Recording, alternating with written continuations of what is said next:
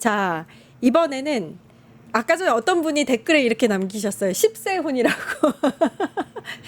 오씨, 아우. 오씨인데 네. 10세 훈이라고 이렇게 남겨주셔서 댓글이라서 말씀을 드린 겁니다. 관련해서 이야기를 좀 해보겠습니다. 저는 이거 보고요. 와, 진짜 비정하다라는 생각이 들었습니다. 어떻게 이런 일이 일어나지? 서울시가 용산구의 안전관리 대상을 수상을 하려다가 이제 유가족들이 알고서 뭐 닷새 만에 취소됐다. 이런 소식이 전해졌는데 서울시 의원이시잖아요. 어떻게 보셨어요? 정말 어이가 없죠. 이게 말이 됩니까? 황당한 일이고 그 시장이 얼마나 이 이태원 참사에 대해 진지하게 생각하지 않으면 이 밑단의 직원들까지 이런 일을 벌이나라고 이렇게 감이 없나 이런 생각을 먼저 했고요. 안 그래도 이 건 관련해서 저희 서울시 의회에서도 그저께 이렇게 그러니까 저번 목금에 시정 질문했는데 네. 우리 이소라 서울시 의원이 관련해서 질의를 하면서 눈물을 흘리기까지 했습니다. 아니 정말 이런 게 말이 된다고 생각하냐 유가족들 마음에 어떻게 이렇게 못을 박냐 이렇게 얘기를 했는데 오세훈 시장은 나는 몰랐다라는 송구합니다 하고 마른 사과를 하면서도 근데 몰랐다 이렇게 얘기를 해요. 예. 그러니까 알고 보면 이게 사실은 굉장히 실무선에서 있었던 상이긴 한데요.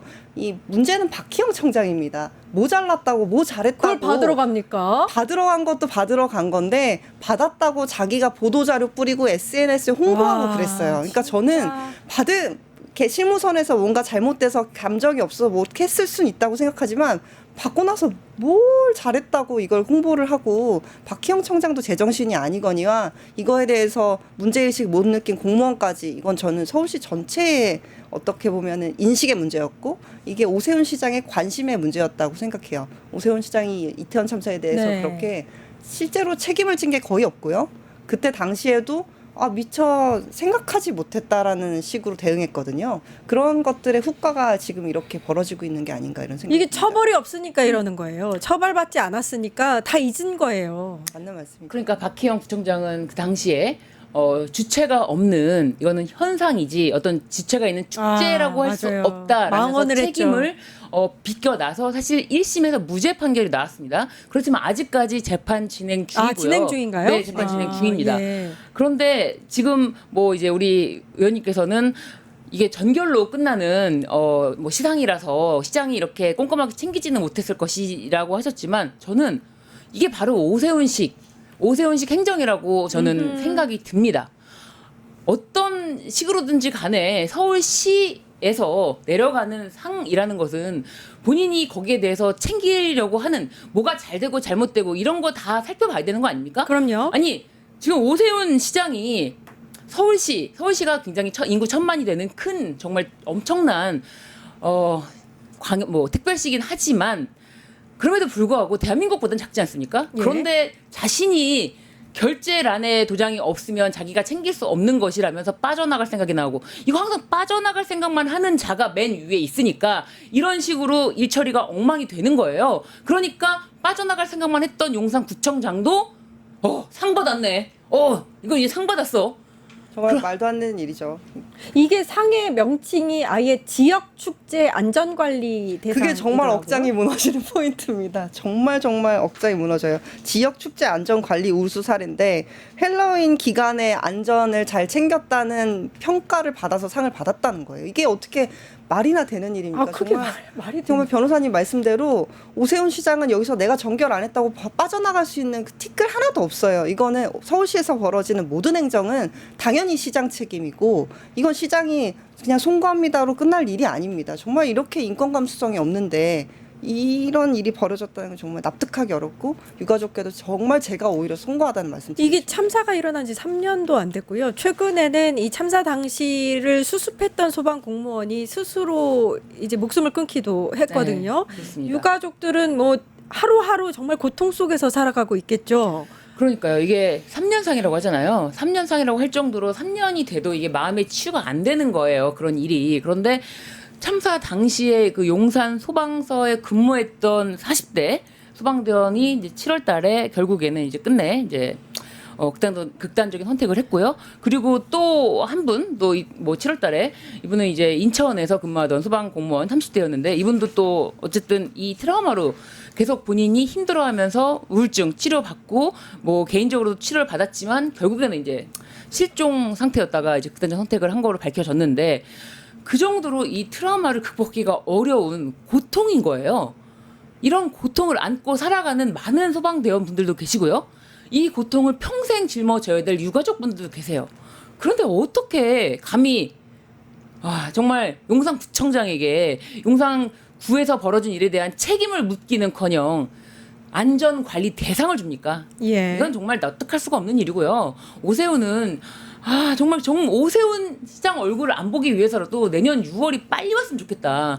제가 정말 한 살아서 나이 먹는 게 싫어서 한 해 가는 게 싫은데 내년 6월은 너무 기다려져요. 서울시장 바뀔 생각에. 네. 예. 네. 이태원 참사 당시에 윤석열 이제 대통령실이 용산으로 이전을 하면서 거기에 이제 경찰들이 다수가 배치되었고 그것 때문에 이제 이태원 축제에 배치되어야 할 경찰 인력들이 용산으로 간 거다. 뭐 이런 지적도 있었거든요. 네, 그런 지적이 있었죠. 이 용산으로 원래는 이 종로 경찰서 등이 이제 청와대를 감식을 하면서 전문성이 있었었는데 청와대를 갑자기 용산으로 옮기면서 용산 경찰서가 이 일을 감당하게 됐는데요. 그러면서 업무적인 과중도 굉장히 많은 상태였고 그냥 평시 상태에도 보통 누적이 돼 있는 상태였어요. 그런데 그 당시에 제가 그날 기억하는 게 이태원 참사 나던 그 당시에 그날에 제가 삼각지에서 친구랑 한잔하고 있었거든요. 근데 그때도 인근에서 집회가 많이 있었고 경찰력이 많이 동원된 상태였습니다. 그러니까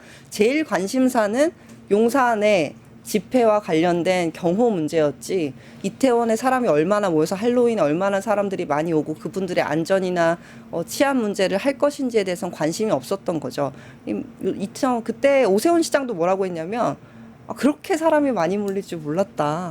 아무도 예상을 그걸 어떻게 못했다. 모를 수가 있나요? 그래서 제가 참모진 바꾸라고 주변에 청년이 없으니까 그런 식으로 생각하는 거 아니냐고 지적을 예. 한 적도 있었는데 마찬가지로 이 경찰 당시에 아마 이게 이태원 참사 관련해서 수사를 제대로 못하게 기소를 윗선까지 못하게 하는데 큰 이 원인들 중 하나도 용산을 걸고 넘어질까봐 그런 것들이 좀 두려워서 더 이태원 참사 예. 관련해서 우리가 추모하지도 못하게 하고 수사하지도 못하게 하는 흐름이 있었지 않았을까 이런 생각이 당시에 이제 윤석열, 김건희 모습이 더 저는 사실 기억에 상처로 남아 있는데요. 윤석열이 그때 그 이태원 참사 그 장소에 가서 여기가 그렇게 많은 사람들이 죽었다는 곳이냐라고 네. 발언을 해서 정말 기함을 했거든요. 그쵸. 여기 뭐 뇌진탕 그런 게 있었겠지 뭐. 예. 뇌진탕이 아니라고. 이게 압사라고 보고를 예. 이미 받았고 뉴스를 한 번이라도 봤으면 압사라는 걸 알았는데 압사? 뇌진탕 그런 게 있었겠지. 이러면서 맞아요. 남 얘기하듯이 했습니다. 네. 본인의 국민인데 네. 그렇게 얘기했고 참사 49제 추모제가 열렸던 날에는 술잔 사면서 히히덕거렸어요. 이 부부가. 정말 비정한 사람들입니다. 정말로. 개념이 없다고 봐야죠. 예. 정말 개념이 없는 사람들입니다. 저희가 그 사진도 준비했는데 사진 한번 볼 수 있을까요? 그때 히히덕거리는 사진입니다.